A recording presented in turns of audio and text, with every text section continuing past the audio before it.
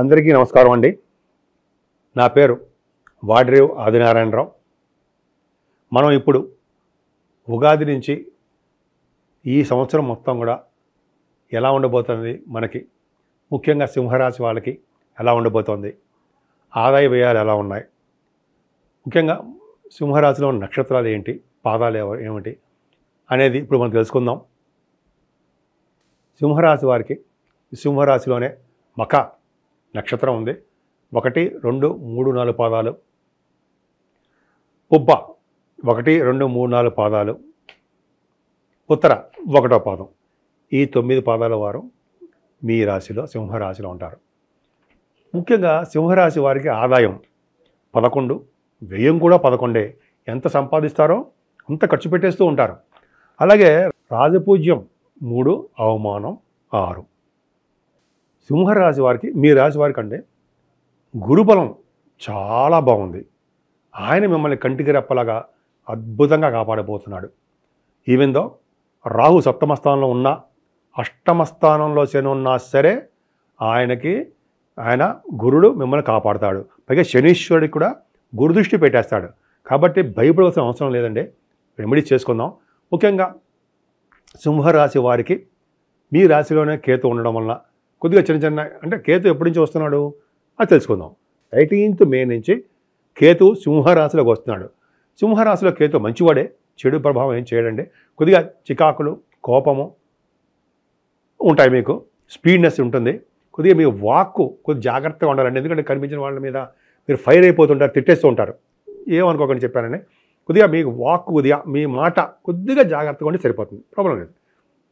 ఈ సంవత్సరం మీకు ద్వితీయ భావంలో అంటే ద్వితీయ భావంలో సెప్టెంబర్, అక్టోబర్ నెలలో రవిబుధులు ఉన్నారు. బుధాదిత్య యోగం 11th house lord, 2nd house lord రవితో కలిసి మీకు ద్వితీయ భావంలో ఉన్నారు.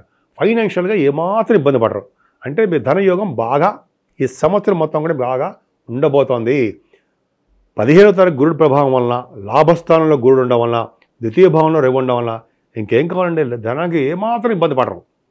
ఖచ్చితంగా చాలా బాగుంటుంది. పైగా కుటుంబంలో అభివృద్ధికరంగా ఉంటుంది. ఈ ఫైనాన్స్ రంగంలో ఉన్న వాళ్ళకి చాలా బాగుంటుంది. పైగా ఆభరణ యోగాలు మీకు ఉండబోతున్నాయి. చదువులు బాగా రాణిస్తారు. ముఖ్యంగా సంగీతంలో నేర్చుకుంటున్నారు కదండి. మీ దాంట్లో సంగీతం బాగుంది, బాగా ఉన్నారు చాలామంది. అలాగే కొంత గాయకులకి బాగా కలిసి వచ్చే అంశం అని చెప్పచ్చు. అంతేకాకుండా యాంకరింగ్ వాళ్ళు ఉన్నారు, వాళ్ళకి చాలా బాగుంటుంది. ద్వితీయ భావం చాలా బాగుందండి. అలంకరణ మీకు బాగా ఉంటుంది. అంటే ఆభరణ యోగం మీకు ఉంది. కాకపోతే ఇక్కడ ఏమవుతుందంటే శనీశ్వరుడు ద్వితీయ భావంలో చూడడం వలన ఉన్న ఊరు నుంచి మీరు దూరంగా వెళ్ళడానికి అవకాశాలు ఉన్నాయి. అంతేకాకుండా ద్వితీయ భావానికి శనీశ్వరుడు దృష్టి ఉండడం వల్ల ఉన్న ఊరి నుంచి దూరంగా వెళ్ళడం కాకుండా రావాల్సిన డబ్బులు కొంతకాలం పాటు సకాలంలో రావు. అది కూడా జూలై నుంచి నవంబర్ శని వక్రగతిలో ఉంటాడు కాబట్టి కొద్దిగా ఈ 5 నెలల పాటు కొద్దిగా మీకు రావాల్సిన డబ్బులు రావు. కానీ ప్రయాణాలు మాత్రం బాగా చేస్తారండి. మీరు దగ్గర ప్రాంత ప్రయాణాలు చేస్తూ ఉంటారు. మీ తమ్ముళ్ళని బాగా కలుస్తుంటారు. తమ్ముళ్ళని, సోదరీమణుల్ని కలవడము మీకు బాగా అవకాశాలు ఉన్నాయి. అలాగే 4th భావాన్ని రవిబుధుడు కుజులు ఉన్నాయి. 4th హౌస్ లార్డ్ 4th భావంలో ఉన్నాడు. రవిబుధులు కలిసి ఉన్నారు. అంటే ఎప్పుడు ఉన్నారు? నవంబర్ నెలలో ఉంటారు. వాళ్ళకి గురుదృష్టి 4th భావానికి. వాళ్ళు ఏమవుతుందంటే యాక్చువల్గా మీకు చదువు విషయంలో ఏమాత్రం ఇబ్బంది పడరు. తల్లి ప్రేమ ఎక్కువ ఉంటుందండి, మీకు ఎక్కువ ఉంటుంది. అలాగే వాహనాలు, గృహాలు, ఆభరణాలు, సంగీతం ఈ సంవత్సరం మొత్తం కూడా మీకు చాలా బాగా ఉండబోతోంది. రవిబుధుడు కాంబినేషన్ 4th భావం ఉన్నారంటే మీకు అదృష్టమే. అంతేకాకుండా రియల్ ఎస్టేట్ రంగం, భూములు కొనుక్కోవడానికి అవకాశాలు ఎక్కువ ఉన్నాయి. వాహన యోగం అద్భుతం. ఈ సంవత్సరంలో మీకు పుత్ర సంతాన యోగం కలగడానికి అవకాశాలు ఎక్కువ. పుత్రులు కలుగుతారు. సంతానం అభివృద్ధి మీకు బాగా ఉంటుందండి సంవత్సరం మొత్తం కూడా. అంతేకాకుండా సాహిత్య రంగంలో, కళారంగంలో, సాహిత్య రంగంలో ఉన్న వాళ్ళకి అద్భుతమైనటువంటి ప్రతిభ ఉంటుంది. వాళ్ళకి అదృష్టం తోడుగా ఉంటుంది. ధనయోగం బాగా పడుతుంది. సాహిత్య రంగంలో ఉన్న వాళ్ళకైనా మీకు ఎవరికి లేవా? ఉంటాయి. సంగీతంలో ఉన్న వాళ్ళకి, నృత్య కళాకారులకి, సినిమా రంగంలో ఏ భాగంలో పనిచేసిన డైరెక్టర్స్ కానీ, ప్రొడ్యూసర్స్ కానీ, యాక్టర్స్ కానీ అంటాం కదా, వాళ్ళకు కూడా పంచమ స్థానం వెరీ వెరీ స్ట్రాంగ్. అంతేకాదండి, స్టాక్ మార్కెట్ బాగా కలిసి వచ్చే అంశము అని చెప్పచ్చు. అంతేకాదు మీ దాంట్లో కూడా స్పెక్యులేషన్ కూడా బాగా రాణిస్తారు కదండి.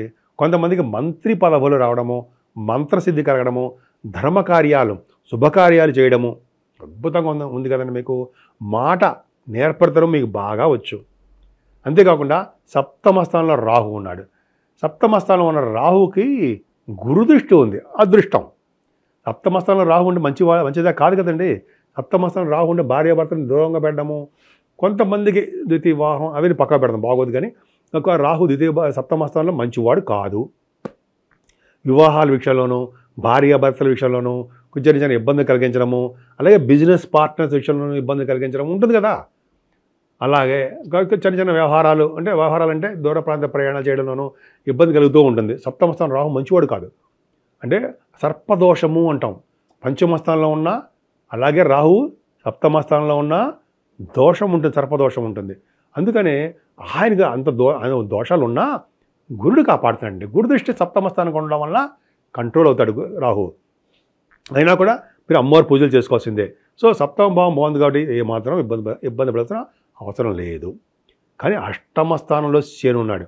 ఆయుర్దాన్ని పెంచుతాడు. అష్టమ స్థానం శని ఆయుర్దాన్ని పెంచుతాడు, కానీ అష్టమ శని దోషాన్ని ఆపాదిస్తాడు. మీకు తెలుసు కదా, 2.5 సంవత్సరాల పాటు శని దోషం మీకు పట్టుకుంటుంది. అందుకని 2.5 సంవత్సరాల్లో నీటిగండం మీకు కనిపిస్తోంది. మీ జాతక ప్రభావం బాగుంటే ఏం ప్రాబ్లం లేదండి. బాగుంటే ఏంటి, మీకు ప్రాణగండం ఏం ఉండదు. అష్టమ స్థానం శని మంచివాడు కాదు. ఆయన జలతత్వ రాశిలో మీన రాశిలో ఉన్నాడు కాబట్టి ఆయనకు గురుదృష్టి కూడా ఉందిలేండి. కర్కాటక రాశిలో ఉంటే గురుదృష్టి ఉంటుంది. సో ఉన్నాడు కాబట్టి కొద్దిగా మీరు నీటి దగ్గరికి వెళ్ళేటప్పుడు జాగ్రత్తగా ఉండాలి. స్విమ్మింగ్ పూల్స్, అదే నదీ స్నానాలు, సముద్ర స్నానాలు ఉన్నప్పుడు మీరు పక్కన ఎవరైనా ఉంచుకుంటే మంచిది. తర్వాత ఆయన మీకు చిన్న చిన్న ఆటంకాలు ఎదురయ్యేది చేస్తూ ఉంటాడు. లా రిలేటెడ్ అంటే కోర్టు వ్యవహారాల్లో కొద్దిగా మీకు ప్రాబ్లమ్స్ వస్తూ ఉంటాయి.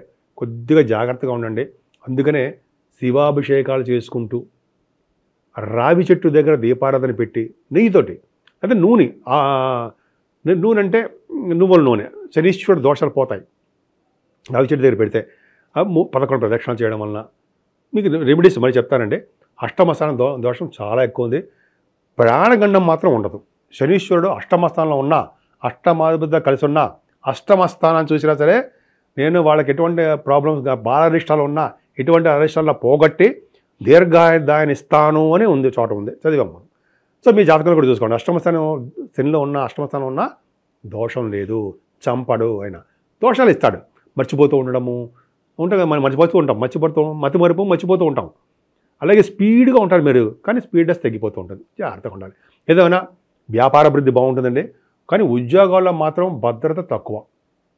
ఎందుకంటే మీకు శనీశ్వరుడు దశమ స్థానాన్ని చూస్తాడు. సో ముఖ్యంగా సాఫ్ట్వేర్ రంగ ఉద్యోగస్తులకి డెవలప్మెంట్స్ ఉండవంటే గురు ప్రభావం ఉంటుంది అనుకోండి. గురు ప్రభావం ఉంటుంది.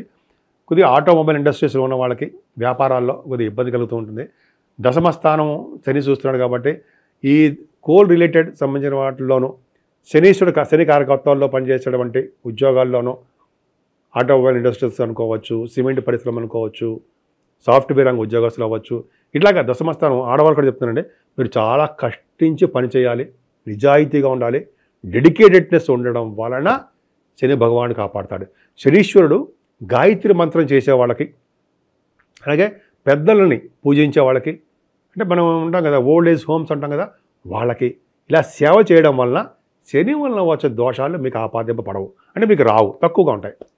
ఏది ఏమైనా సరే అష్టమ శని దోషం ఉంది. సో కాబట్టి కొద్దిగా జాగ్రత్తగా ఉండండి. కానీ లాభస్థానంలో ఉన్న గురుడు అద్భుతంగా ఉన్నాడు కదండి. లాభస్థానంలో ఉన్న గురుడు శనీశ్వరుడు గురుడు యొక్క హౌస్లో ఉండి గురుడిచే చూడబడుతున్నాడు కాబట్టి అంత దోషాలు మీకు ఉండవు. శని వలన వచ్చే దోషాలు తక్కువగా ఉంటాయి. అయినా శనీశ్వరుని పూజించవలసిందే. ఆయనకి తైలాభిషేకాలు చేసుకుంటూ ఆంజనేయ స్వామి పూజలు చేసుకుంటూ ఉండాలి కదా, తప్పదు. చేసుకుంటుంటే అద్భుతం ఫలితాలు ఉంటాయి. ముఖ్యంగా లాభస్థానంలో గురుడు అనేక రకాలుగా మిమ్మల్ని కాపాడుతూనే ఉంటాడు. ధనానికి ఇబ్బంది కలిగించడు, వ్యాపార అభివృద్ధి కలుగుతూనే ఉంటుంది. ఎటువంటి శని దోషాలు ఉన్నా, రాహు దోషాలు ఉన్నా సరే అరికట్టబడి గురుడు మిమ్మల్ని కాపాడుతాడు. మీ గురుడు మంచివాడు కదండి, మంచివాడు. 5th హౌస్లో ఆడండి, అష్టమాధిపతి బ్రహ్మాండంగా లాభంలో ఉన్నాడు. ఆరోగ్యం బ్రహ్మాండంగా ఉంటుంది, అదృష్టవంతులుగా ఉండడము, అనారోగ్య సమస్యల నుంచి బయటపడుతూ ఉండడము, కోర్టు రిలేటెడ్ ఏదో సమస్యలు ఉంటే వాటి నుంచి కూడా మీకు ఫేవరబుల్గా వచ్చేట్టుగా చేయడము, అవకాశం ఉంది. గురుడు అంత అద్భుతమైన ఫలితాలు ఇస్తాడు. మీకంటే పెద్దవాళ్ళు ఉంటారు కదండి, అన్నయ్యలు వాళ్ళు ఉంటారు కదా, వాళ్ళకి బాగుండడము, మీరు చేసే విపది వ్యాపారము, ముఖ్యంగా బ్యాంకింగ్ రంగంలో ఉన్న వాళ్ళకి, విద్యా సంస్థలో ఉన్న వాళ్ళకి, అలాగే చార్ట్ అకౌంట్స్, కాస్ట్ అకౌంటెంట్స్ అంటారు కదా వాళ్ళకి, వేద పండితులకి అద్భుతమైన కాలం అండి. సైంటిస్టులకి వాళ్ళకి చాలా బాగుంటుంది. గురు ప్రభావం చాలా బాగుంది. 11వ ఇంట్లో గురుడు సర్వదా కాపాడుతూ ఉంటాడు, అన్ని రకాలుగా మీకు యోగిస్తూనే ఉంటాడు. సో 12వ భావంలో కూడా గురుడు వస్తున్నాడండి మీకు 18 అక్టోబర్ అనుకుందాం. అక్టోబర్లో పరమోచ్చలో ఉంటాడు. అక్టోబర్ నవంబర్లో కూడా మీకు 12వ భావంలో ఉంటాడు. ఉండడం వల్ల సన్మానాలు జరుగుతూ ఉంటాయి. విదేశాలు వెళ్తూ ఉంటారు, విదేశాల్లో పూజింపబడుతూ ఉంటారు, విదేశాల్లో మీకు చదువు రీత్యా అలాగే వ్యాపారాలు ఇచ్చే విదేశాలు వెళ్తూ ఉంటారు మీరు. అలాగే గుడులకి గోపురాలకి ధన వ్యయం చేయడము, బావులు చెరువులు తవ్వించడం అటు ఉంటాయి కదా, చెరువులు తవ్వించట్లా కష్టం అనుకోండి, బట్ అవన్నీ చేయడం వల్ల మీకు బాగా ధన ఖర్చు అవ్వడానికి అవకాశం ఉంది. ఏదేమైనా మీ సింహరాశి వాళ్ళకి ఈ సంవత్సరం మొత్తం కూడా బ్రహ్మాండంగా ఉంది. కానీ రాహు వలన శనీశ్వరుడు వలన కొన్ని దోషాలు ఉన్నాయి. కాబట్టి మీరు అమ్మవారిని పూజలు చేసుకోవడం వలన మంగళవారం రాహుకాల పూజలు చేసుకుంటే మరీ మంచిది. అలాగే తులసి చెట్టు దగ్గర దీపారాధన చేయడం వలన, అలాగే రావి చెట్టు దగ్గర దీపారాధన చేయడం వలన, శనీశ్వరుడు పూజల వలన, శివాభిషేకాలు చేసుకోవడం వలన, గాయత్రి మంత్రం చేయడం వలన, ఇటువంటి రెమెడీస్ మీరు ఏది వీలుంటే అది చేసుకోవడం వలన మీకు శనీశ్వరుడు వలన రాహు వలన వచ్చే దోషాల్లో అరికట్టబడి గురుబలం పెరిగి మీరు సర్వదా రక్షగా మీరు ఉంటారనలో సందేహం లేదు.